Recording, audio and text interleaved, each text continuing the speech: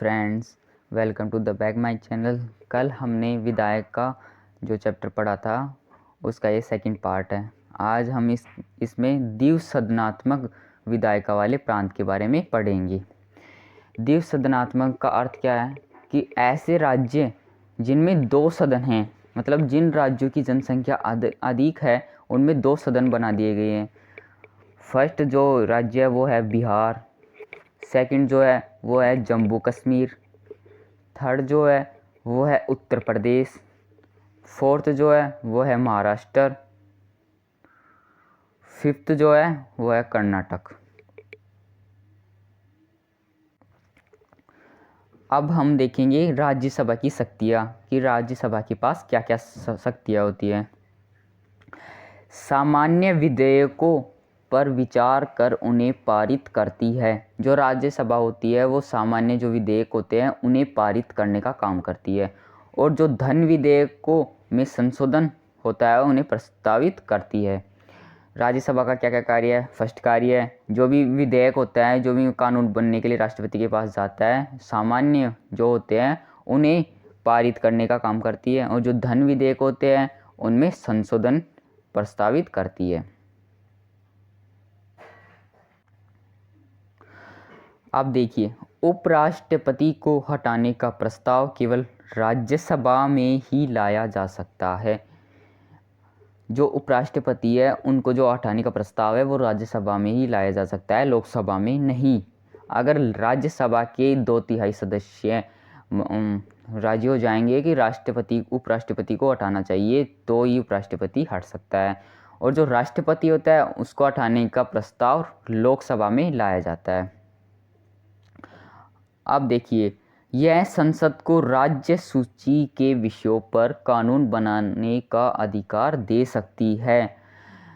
जो राज्यसभा होती है वो संसद को राज्य सूची, यानी राज्यों में जो सूची बनती है, हमारी 3 सूची होती है। संघ सूची जिसमें केंद्र सरकार के कार्य होते हैं, राज्य सूची जिसमें राज्यों के कार्य होते हैं, और थर्ड है समवर्ती सूची जिसमें दोनों के काम होते हैं।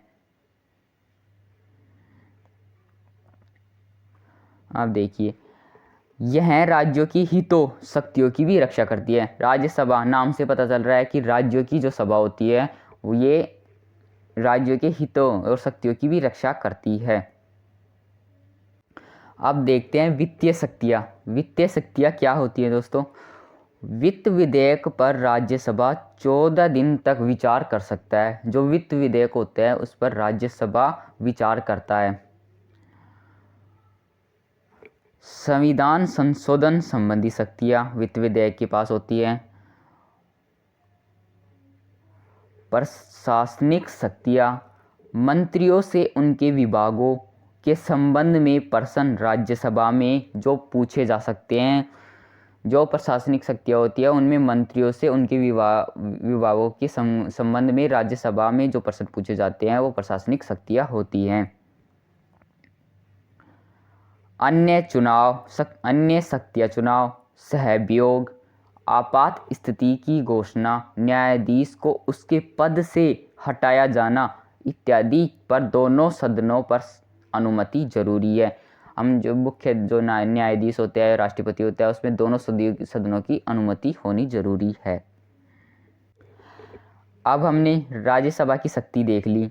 अब देखते हैं लोकसभा की विशेष शक्ति क्या क्या होती है।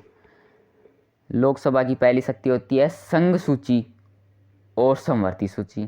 दोनों के विषयों पर कानून बनाती है। जो लोकसभा होती है वो संघ सूची यानी केंद्र में भी कानून बना सकती है, और समवर्ती सूची पे भी कानून बनाती है।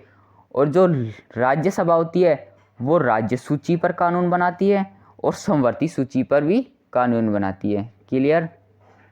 चलो, जो राज्यसभा होती है वो कर प्रस्ताव, बजट और वार्षिक वित्तीय व्यक्तियों को स्वीकृति देती है। जो लोकसभा होती है वो कर प्रस्ताव, बजट की तरह बजट बनना है, वार्षिक वित्तीय जो वार्षिक का जो भी पैसा होता है, वित्तीय होता है, उन पर स्वीकृति लोकसभा देती है। प्रश्न पूछकर, प्रस्ताव लाकर और अविश्वास प्रस्ताव के माध्यम से कार्यपालिका को नियंत्रित करती है। जो लोकसभा होती है वो कार्यपालिका को नियंत्रित करती है इन सब के द्वारा।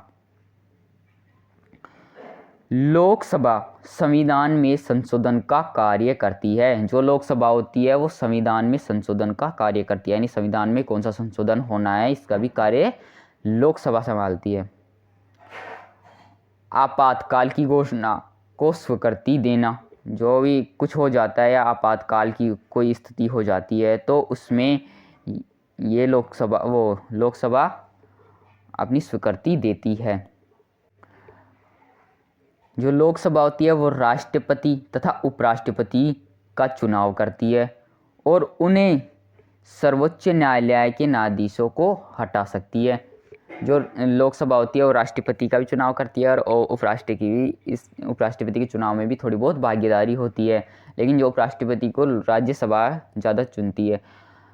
और जो लोकसभा है वो सर्वोच्च न्यायालय के जो न्यायाधीश होते हैं, जो सुप्रीम कोर्ट के जज होते हैं, जो भी हमारे भारत इंडिया में एक ही सुप्रीम कोर्ट होता है, उसका जो जज होता है न्यायाधीश, उन्हें भी हटा सकती है। लोकसभा में इतनी शक्ति होती है। समिति और आयोगों का गठन करती है। जो लोकसभा होती है वो समितियों का और आयोगों का गठन करती है। जितनी भी समिति और आयोग होते हैं उनका गठन लोकसभा के द्वारा होता है और उनके प्रतिवेदन पर भी विचार करती है। अब देखते हैं कानून बनाने की प्रक्रिया। अब देखते हैं कानून कैसे बनता है। तो आपको मैं बता रहा हूँ, जब कोई मंत्री कोई विधेयक पारित करता है, यानी किसी सदस्य को एक या तो राज्यसभा में जाए पहले या राज्यसभा में एक सदन से, अगर वो लोकसभा में जाता है तो लोकसभा में से उसे पारित होने के बाद राज्यसभा में जाना होता है। जब राज्यसभा में भी वो पारित हो जाता है तो फिर वो विधेयक के रूप में राष्ट्रपति के पास जाता है।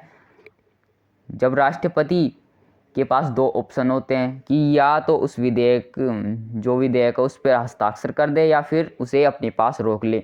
अगर राष्ट्रपति उसके सिग्नेचर कर देता है अपने, तो वो कानून बन जाता है। कानून की निर्माण की प्रक्रिया ये होती है कि सबसे पहले संसद में बहस होती है, फिर उसके बाद जो विधेयक पारित किया जाता है वो दोनों सदनों में जाता है। दोनों सदनों में अगर वो एक सदन में वो अगर पास हो जाता है, अगर दूसरे सदन में अगर वो रुक जाता है तो वो कानून नहीं बन पाता, वो वहीं पे रुक जाता है, डिसमिस हो जाता है। अगर दूसरे सदन में उसे बहुमत ना मिले तो अगर वो दोनों सदनों में बहुमत मिल जाता है तो फिर वो राष्ट्रपति के पास जाता है। अगर राष्ट्रपति भी या तो उसे सिग्नेचर कर सकता है, फिर उसे रोक सकता है, या फिर कह सकता है कि इस पर दोबारा विचार कीजिए। तो इस वजह से इस प्रकार कानून बनता है। उम्मीद है आपको कानून की प्रक्रिया समझ में आई होगी। अब आगे देखते हैं। विधेयक, इसमें कुछ नहीं है। विधेयक प्रस्तावित कानून का प्रारूप अनुच्छेद 107 से और 112, जो हमारे अनुच्छेद हैं उनमें 107 से लेकर 112 तक कानून निर्माण की प्रक्रिया के बारे में बताया गया है।